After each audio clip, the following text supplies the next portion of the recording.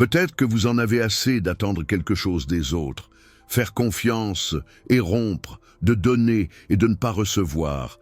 Peut-être avez-vous déjà compris que dépendre vous épuise émotionnellement, vous rend petit et vous vole la paix. Cette vidéo n'est pas qu'un reflet, c'est une issue.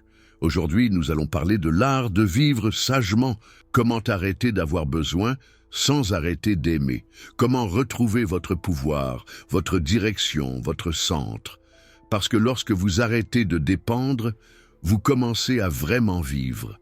Avant de commencer cette réflexion, approfondie, faites quelque chose de puissant. Abonnez-vous à la chaîne et écrivez dans les commentaires « Je choisis de vivre la sagesse ». Répétez cette phrase. Avec cela, vous aiderez ce message à atteindre davantage de personnes qui ont besoin de se réveiller aujourd'hui. Tout commence par une vérité inconfortable. Il y a des moments qui ne sont pas annoncés, ils ne sont pas accompagnés d'avertissements, ils viennent juste d'arriver. Et à ce moment-là, tout change, non pas à cause de ce qui se passe à l'extérieur, mais à cause de ce que vous découvrez à l'intérieur. Vous découvrez par exemple que vous attendez depuis des années quelque chose qui n'arrivera jamais. En attendant que quelqu'un vous sauve, laissez-le vous écouter. Laissez-le vous dire « oui, vous pouvez ». Vous découvrez que vous avez donné tellement de pouvoir aux autres que vous ne savez plus comment vous déplacer sans leur permission. Et ça fait mal. Ça fait mal de réaliser que tu n'étais pas le protagoniste de ta vie. Vous étiez un spectateur attendant le scénario de quelqu'un d'autre. Mais il y a aussi quelque chose de puissant à ce moment-là. C'est le début de la transformation. Parce que lorsque vous reconnaissez que c'est vous qui avez abandonné le contrôle, vous reconnaissez également que vous pouvez le reprendre. C'est la vérité inconfortable dont personne ne veut parler, tant que vous dépendez des autres. Pour être heureux, vous resterez prisonnier de leurs décisions. Et non, ce n'est pas de l'égoïsme que de vouloir la liberté.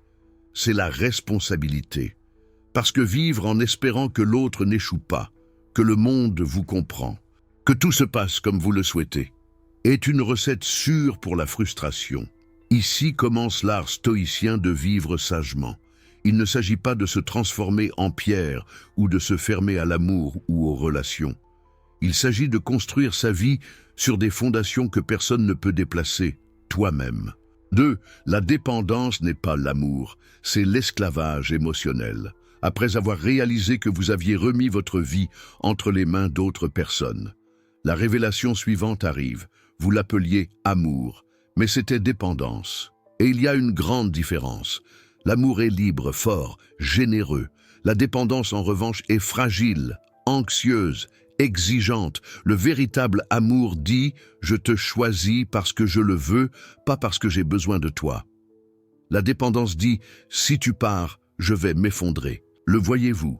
Quand vous avez constamment besoin que quelqu'un vous valide, vous applaudisse, vous dise qui vous êtes, vous n'aimez plus son survivant à travers l'autre.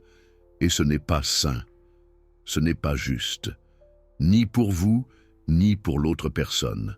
Parce que personne n'est venu dans ce monde pour soutenir votre estime de soi. Ce travail t'appartient. Les stoïciens enseignaient que l'âme libre est celle qui n'a besoin de rien d'extérieur pour rester debout, pas parce que je ne le sens pas, mais parce qu'elle a cultivé une force intérieure qui ne dépend pas du climat émotionnel des autres. Peut-être qu'aujourd'hui, vous comprendrez pourquoi certains adieux vous font tant de mal. Ce n'était pas seulement par amour, c'est parce que sans cette personne, tu ne savais pas qui tu étais. Et c'est là que naît l'esclavage émotionnel, quand ton identité est tellement mélangée à celle de l'autre que tu ne sais pas où tu finis et où elle commence, mais il existe une issue. Et il ne s'agit pas de s'éloigner de tout le monde, ni de vivre dans la méfiance. La solution est d'abord d'apprendre à vivre avec vous, pour t'aimer sans te supplier, pour vous évaluer sans témoin, parce que lorsque votre valeur ne dépend plus de personne, alors vous pouvez vraiment aimer. Gratuit, complet, sans chaîne. 3. Marc Aurèle l'a dit clairement, la tranquillité vient de l'intérieur. Après avoir compris que la dépendance vous enchaîne et que votre valeur ne peut pas être entre les mains des autres, une question clé se pose. Alors, où puis-je trouver la paix? Marc Aurèle l'un des grands sages stoïciens et en même temps empereur du plus puissant empire de son temps, a laissé une réponse aussi simple que profonde. La tranquillité vient de l'intérieur. Pensez-y. Il avait tout le pouvoir du monde. Des légions, des armées, des richesses, des temples, des sages à votre service. Mais il a aussi eu des maladies, des trahisons, la mort de ses propres enfants, des guerres aux frontières. Et pourtant, au milieu du chaos, il écrivait calmement. Je pensais clairement. Et il a gouverné avec détermination. Parce qu'il n'a pas laissé sa paix dépendre du monde extérieur. C'est le grand enseignement. Votre sérénité ne peut pas dépendre du fait que quelqu'un vous appelle, vous réponde, vous félicite ou vous invite. Votre solde ne peut pas être lié à l'argent, au travail ou même au projet que vous faites pour demain. Parce que tout cela peut échouer. Tout cela change. Et si votre paix dépend de ce qui change, votre vie sera une montagne russe émotionnelle. Le stoïcien fait quelque chose de différent. Il s'entraîne, c'est observé, et il se rappelle chaque jour « Mon centre n'est pas à l'extérieur, il est ici, dans mon esprit, dans mes choix, dans ma réponse. » Et voici le plus important. Il n'est pas nécessaire d'être empereur pour vivre comme un sage. Il vous suffit de commencer par une décision quotidienne. Choisissez ce qui vous construit. Lâchez prise de ce qui vous tire vers le bas. C'est la tranquillité d'esprit. Et ça ne vient pas de l'extérieur. Il est né en vous. Si cela vous parle, faites une pause. Abonnez-vous si ce n'est pas déjà fait. Aimez et commentez. Je ne dépends de personne pour être heureux. Votre commentaire pourrait être l'étincelle qui réveillera quelqu'un d'autre. 4. Le sage ne s'isole pas, mais il ne s'enchaîne pas non plus. Une fois que l'on comprend que la paix vient de l'intérieur, un dilemme se pose. Dois-je rester loin de tout le monde pour maintenir mon équilibre? Et c'est là que beaucoup se trompent. Le stoïcien, ce n'est pas un ermite. Il ne déteste pas le monde, il ne s'enferme pas par peur. Il a simplement appris une vérité qui transforme sa façon de raconter. Être avec les autres ne signifie pas dépendre d'eux. Le sage, c'est être au milieu des gens tout en gardant son centre. On peut aimer intensément, sans se perdre. Vous pouvez aider, accompagner, servir, sans mettre de chaîne, parce qu'il a appris à vivre en équilibre, un équilibre solide qui ne se rompt pas lorsque l'autre change, s'éloigne, ou même on trahit. Et comment y parvient-on? Entraînez votre esprit chaque jour à ne confondez pas le lien avec l'esclavage. Vous êtes avec votre partenaire, mais vous n'en faites pas votre raison d'exister. Vous travaillez en équipe, mais votre identité ne dépend pas des applaudissements. Vous faites partie d'une famille, mais vous n'êtes pas détruit si un lien est rompu. Parce que vous avez déjà fait le travail le plus important. Vous renforce à l'intérieur. Cela ne vous fait pas froid, cela vous rend libre. Savez-vous ce qui est vraiment cruel? En attendant que quelqu'un d'autre vous complète, c'est un immense fardeau pour l'autre et une condamnation pour vous. C'est pourquoi le sage se rapporte à l'abondance et non au manque. Il a tellement de choses en lui que ce qu'il propose est authentique, propre, inutile. Et si quelqu'un part, dites au revoir avec gratitude. Et si quelqu'un reste, il en profite sans crainte. C'est la liberté émotionnelle. Et seuls ceux qui sont libres peuvent vraiment aimer. 5. Ce que vous ne contrôlez pas ne peut pas vous définir. Jusqu'à présent, vous avez déjà appris quelque chose de puissant. Vous pouvez vivre avec les autres, vous pouvez aimer, vous pouvez partager, mais sans vous abandonner comme si votre valeur en dépendait. Et maintenant, nous approfondissons la philosophie stoïcienne.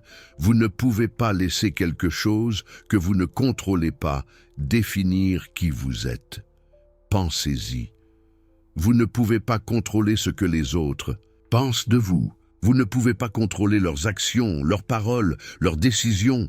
Vous ne pouvez pas contrôler la météo, le marché, les crises, pas même le jour de votre mort. Alors, vas-tu laisser toutes ces choses décider de ce que tu ressens? Allez-vous remettre votre paix, votre identité et votre dignité entre les mains du hasard? Épictète l'a dit clairement. Il y a des choses qui dépendent de moi et d'autres non. Je dois seulement m'occuper de ce qui dépend de moi. C'est plus qu'une phrase, c'est une clé pour vivre sagement. Si quelqu'un vous rejette, vous ne le contrôlez pas. Mais vous pouvez choisir de ne pas rompre. Si la vie vous refuse quelque chose auquel vous vous attendiez, vous ne le contrôlez pas. Mais vous pouvez choisir comment vous réagissez. Si le monde s'effondre autour de vous, vous ne le contrôlez pas. Mais vous pouvez rester ferme au milieu de tout cela. Parce que quoi? Ouais. Cela dépend de vous, de votre attitude, de votre caractère, de vos décisions. C'est ce qui vous construit vraiment. L'erreur la plus courante est de passer toute sa vie à essayer de changer l'extérieur, quand le vrai pouvoir est de se transformer. Un homme sage ne nie pas la réalité, il l'accepte. Et à partir de cette acceptation, agissez avec force, sans désespoir. Ce n'est pas de la résignation, c'est le domaine. C'est comprendre qu'il n'est pas nécessaire de contrôler le vent. Il vous suffit d'ajuster les voiles. 6. Et si les autres vous échouent, bienvenue dans le monde réel. Après avoir compris que ce que vous ne contrôlez pas ne peut pas vous définir, vient l'un des tests les plus difficiles pour appliquer cela dans la vie quotidienne.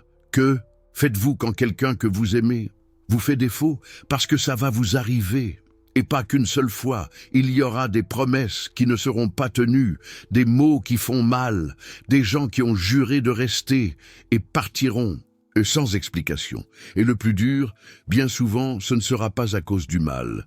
Ce sera simplement parce que les êtres humains échouent. Maintenant, c'est là que le sage se sépare de la personne émotionnellement dépendante. Le greffier s'effondre. Comment ont-ils pu me faire ça après tout ce que j'ai dit? Il est rongé par le ressentiment. Il s'enferme dans la victime. Mais le stoïcien semble plus profond.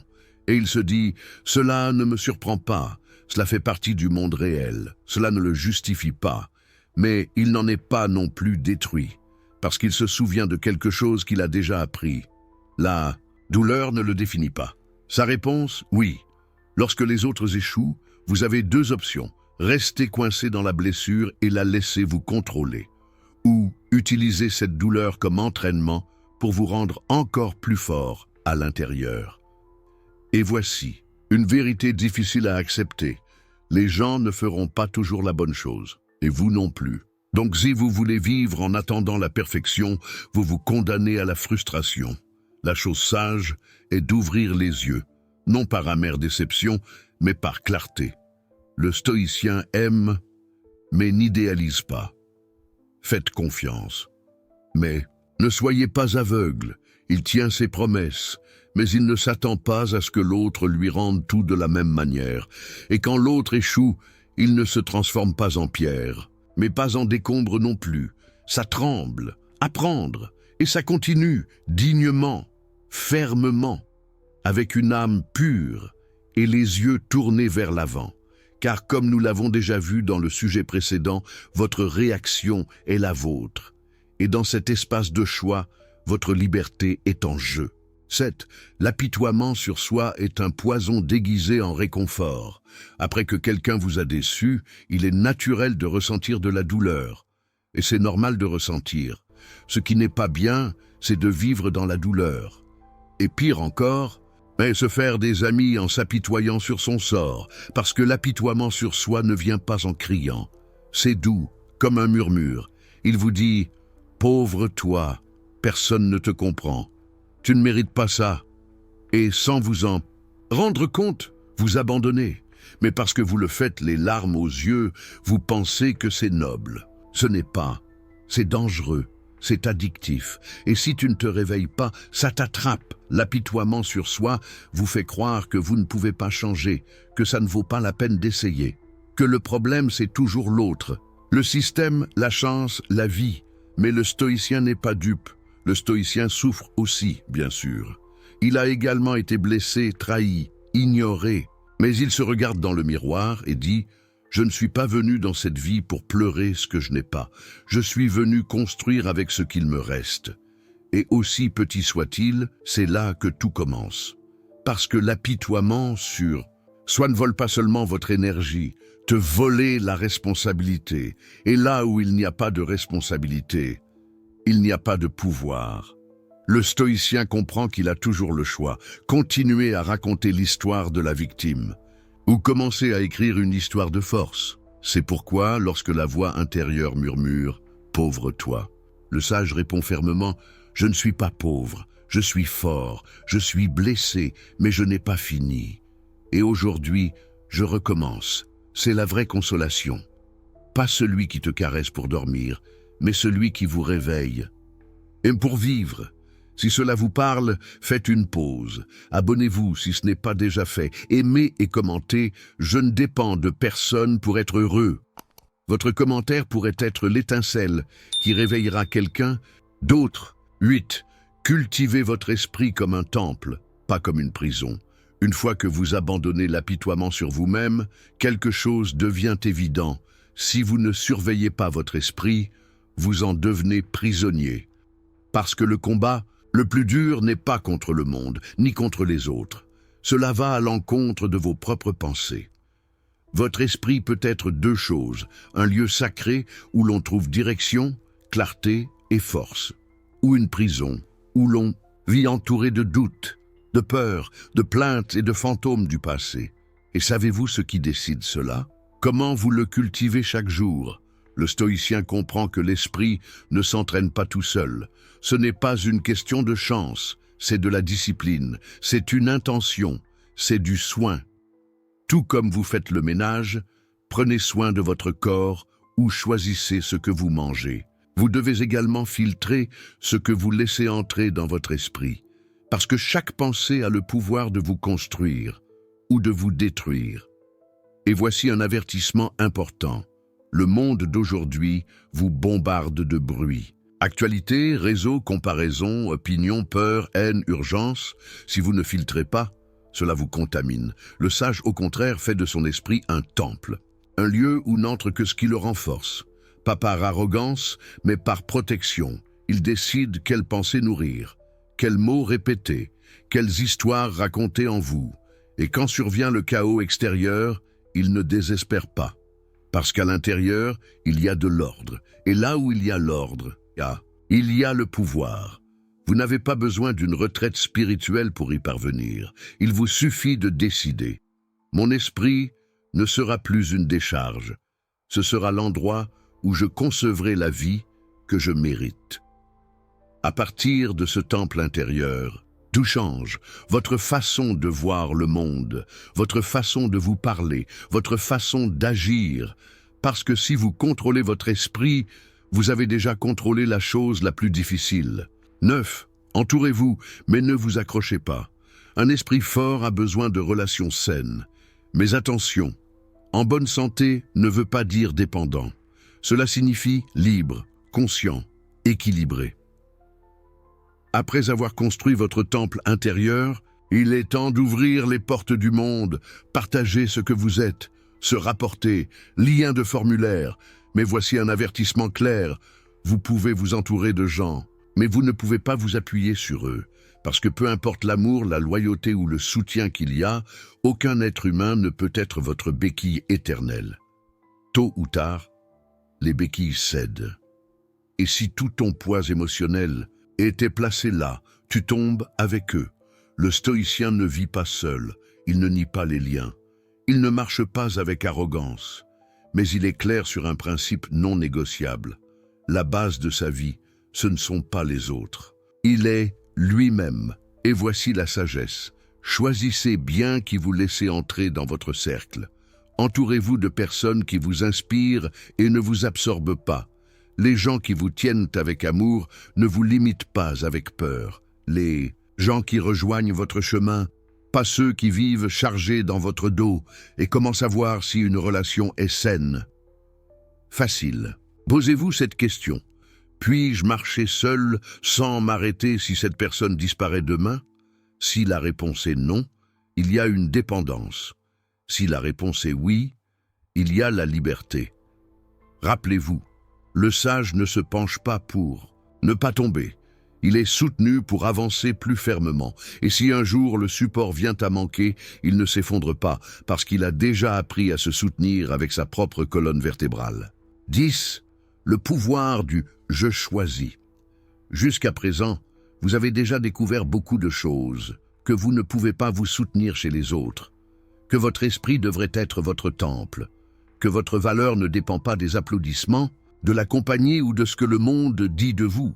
Vient maintenant la partie la plus importante, choisir, parce que savoir tout ça ne sert à rien si tu n'en fais rien. Et c'est là que beaucoup restent bloqués. Ils savent qu'ils doivent changer, ils savent que quelque chose ne va pas, mais ils ne choisissent pas, ils reportent, ils s'excusent, ils attendent le moment.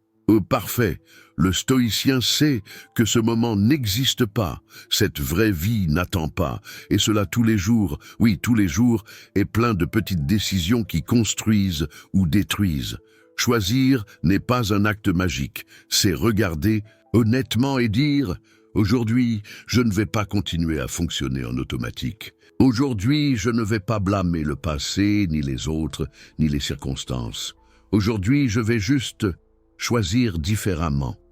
Peut-être que vous ne pouvez pas encore tout changer, mais vous pouvez choisir la façon dont vous parlez. Vous pouvez choisir les pensées que vous nourrissez. Vous pouvez choisir comment vous réagissez. Vous pouvez choisir de vous lever encore une fois. Même si vous êtes fatigué, c'est le vrai pouvoir. Le pouvoir du « je choisis ». Ne vous attendez pas à être motivé. Choisissez d'agir même si vous n'en avez pas envie. Ne vous attendez pas à ce qu'ils vous comprennent. Choisissez d'avancer, même si personne ne le célèbre, parce que chaque fois que vous choisissez consciemment, vous entraînez votre âme. Vous déclarez « Ma vie n'est pas à la dérive, il a un capitaine, et ça, c'est moi ». 11. Être autonome, ce n'est pas être égoïste, c'est être juste envers soi-même. Après avoir assumé le pouvoir du « je choisis », il y a quelque chose qui doit être clair. Choisir d'être autonome, ça ne te rend pas égoïste. Cela vous rend juste, avec toi, avec votre histoire, à votre manière. Savez-vous vraiment ce qu'est l'égoïsme? Mettre le poids de votre bien-être sur quelqu'un d'autre. Attendre que quelqu'un d'autre vous soigne, vous réconforte, vous motive. Croire que l'autre a l'obligation de vous donner ce que vous ne vous êtes pas encore donné. Ce n'est pas de l'amour. Ce n'est pas ça, la maturité. C'est de l'évasion. Le stoïcien comprend que être autonome est une forme de profond respect de soi. Parce que lorsque vous prenez la responsabilité de votre vie, vous libérez les autres. Vous leur donnez de l'espace pour être sans avoir à vous sauver. Et tu t'offres le cadeau le plus noble, la capacité de marcher régulièrement, même seul. Cela ne signifie pas vous fermer, ni arrêter d'aimer. N'évitez pas non plus de demander de l'aide lorsqu'il est sage de le faire. Cela signifie que, avant de tendre la main, vous apprenez à regarder à l'intérieur. Est-ce que je fais ce que je suis censé faire? M'a-t-il parlé avec vérité ou avec pitié? Est-ce que je vis en victime ou en auteur de mon histoire? Lorsque vous décidez d'être autonome, vous ne dites pas « je n'ai jamais besoin de personne ». Vous dites « je ne laisserai personne propriétaire de ma paix ». Et ça, c'est un acte de dignité, parce qu'il y a une grande différence entre partager sa vie et donner-le complètement en espérant qu'il soit retenu. Le stoïcien ne refuse pas le soutien, il l'apprécie, mais cela ne l'exige pas, parce qu'il a déjà fait le travail interne que beaucoup ont reporté à vie. Tenez bon de l'intérieur. Si cela vous parle, faites une pause. Abonnez-vous si ce n'est pas déjà fait. Aimez et commentez.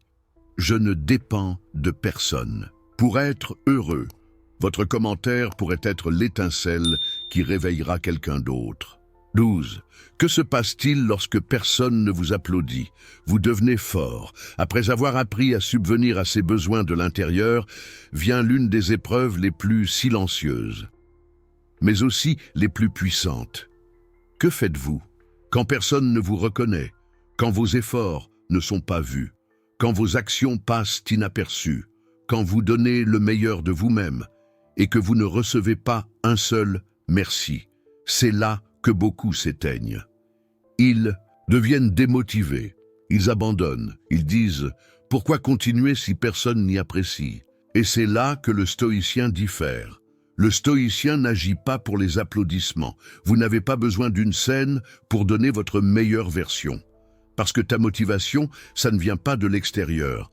Cela vient de l'intérieur. D'engagement envers son personnage, avec sa vertu, avec son but.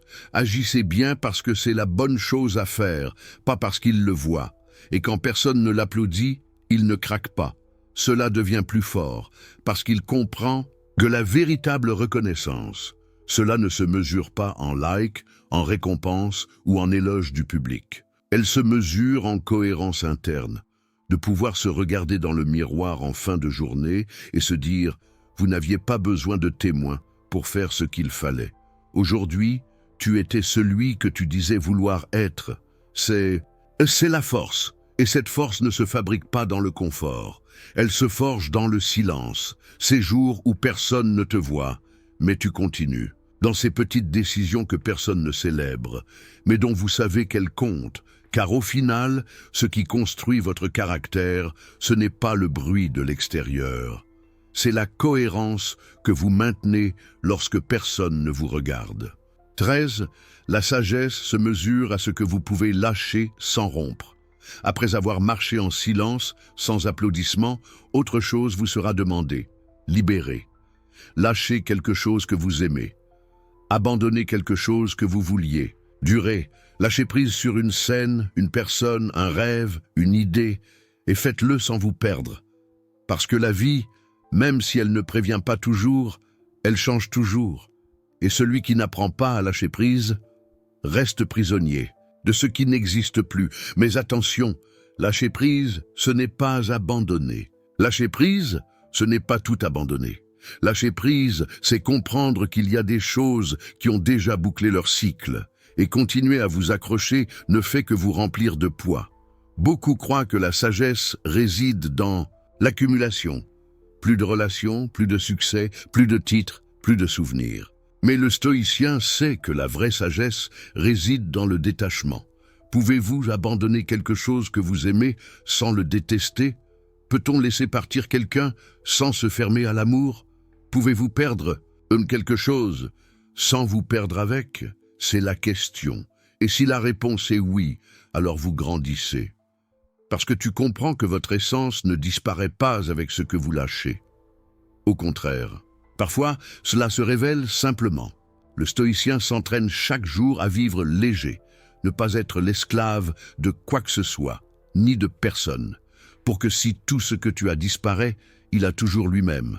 Ce n'est pas de la froideur, c'est la liberté, ce n'est pas un manque d'amour, c'est l'amour bien compris. Parce que quand on apprend à lâcher prise sans se briser, quand tu lâches prise avec gratitude et non avec colère, vous devenez plus sage, plus fort, plus vous. 14. Ne dépendez de personne, mais ne méprisez personne non plus. Lorsque vous apprenez à lâcher prise sans vous briser, vous pourriez tomber dans un piège dangereux, te fermer, endurer certes. Pensez qu'on a besoin de personne, et donc ne valorisez personne. Mais soyez prudents, ce n'est pas la force, c'est du ressentiment déguisé en autosuffisance. Le vrai stoïcien ne dépend pas, mais il ne méprise pas non plus. Il n'en a pas besoin, mais il apprécie. Il n'exige pas, mais il l'apprécie. Parce qu'il comprend quelque chose de très profond. La liberté émotionnelle n'est pas l'isolement, c'est une présence consciente. C'est pouvoir partager avec quelqu'un de plénitude, pas par nécessité. Aimer sans s'accrocher. Accompagner sans contrôler. Être sans posséder. Le sage sait que personne n'est son sauveur, mais cela ne l'empêche pas de reconnaître la beauté d'être en bonne compagnie sur la route. Une parole juste, une présence sincère, un câlin sans condition. Cela nourrit aussi l'âme. Seulement maintenant, vous n'attendez pas que cela continue. Vous avez déjà appris à marcher seul, et c'est pourquoi, quand quelqu'un décide de marcher avec toi, vous ne l'utilisez pas, vous l'honorez. Vous ne vous accrochez pas à lui. Vous marchez à ses côtés. Et si un jour il part, il n'y a pas de rancune, juste de la gratitude, parce que tu as appris ça, ne pas dépendre, ce n'est pas fermer son cœur. et de l'ouvrir avec sagesse. Et quand quelqu'un te serrera la main, ce ne sera plus pour te soulever, il s'agira de partager la force que tous deux possèdent déjà. 15. L'art de vivre sagement commence aujourd'hui, après tout ce que nous avons vécu ensemble, la chute, le réveil, la force intérieure, la liberté émotionnelle. Il reste une vérité simple mais puissante. Rien ne change, jusqu'à ce que vous changiez. Il ne suffit pas de comprendre, il ne suffit pas de s'enthousiasmer, il ne suffit pas de hocher la tête en regardant cette vidéo. Il faut le vivre. L'art de vivre sagement n'est pas un objectif lointain. Ce n'est pas un sommet spirituel réservé aux illuminés. C'est une pratique quotidienne. Une décision qui se prend chaque matin lorsque l'on ouvre les yeux et choisit de ne pas être esclave. Pas vos émotions. Pas à cause de vos peurs. Pas ce que pensent les autres. Pas sur ce que tu as perdu. Ni sur ce que tu n'as toujours pas commencé aujourd'hui. Avec un petit pas. Avec un mot que tu ne répètes plus, avec une réaction qui vous dominait auparavant. Et aujourd'hui, vous décidez de changer, avec une promesse intérieure que vous ne remettez plus à plus tard. Parce que l'art de vivre avec sagesse, ce n'est pas vivre sans douleur. C'est vivre avec un but, même quand ça fait mal. Ce n'est pas vivre sans attache, c'est aimer sans chaîne. Et surtout, il n'attend pas que la vie s'installe pour être en paix. Et devenez vous-même un lieu de paix, où vous pourrez demeurer même au milieu de la tempête. Alors n'attendez plus. Ne confiez cette transformation à personne. Prenez ce que vous savez maintenant et commencez à vivre comme si votre âme comptait, parce que c'est important. Et le moment est maintenant. Peut-être avez-vous passé toute votre vie à attendre que quelqu'un vous valorise, vous choisisse, vous sauve. Mais aujourd'hui, vous l'avez compris. La vraie liberté naît quand on cesse d'avoir besoin de commencer à être. Il ne s'agit pas de s'éloigner du monde, mais de revenir à soi, pour se reconstruire sans béquille, pour vivre avec sagesse, fermeté et paix, même si vous êtes seul. Parce que quand on ne dépend plus de personne, on découvre la plus belle chose, que tu étais déjà assez. Merci d'être venu jusqu'ici. Si cela a touché quelque chose dans votre âme, abonnez-vous, partagez cette vidéo et commentez. La sagesse commence avec moi. Votre interaction fait aller ce mot plus loin. Aidez-moi à diffuser cette réflexion stoïcienne auprès de ceux qui en ont le plus besoin.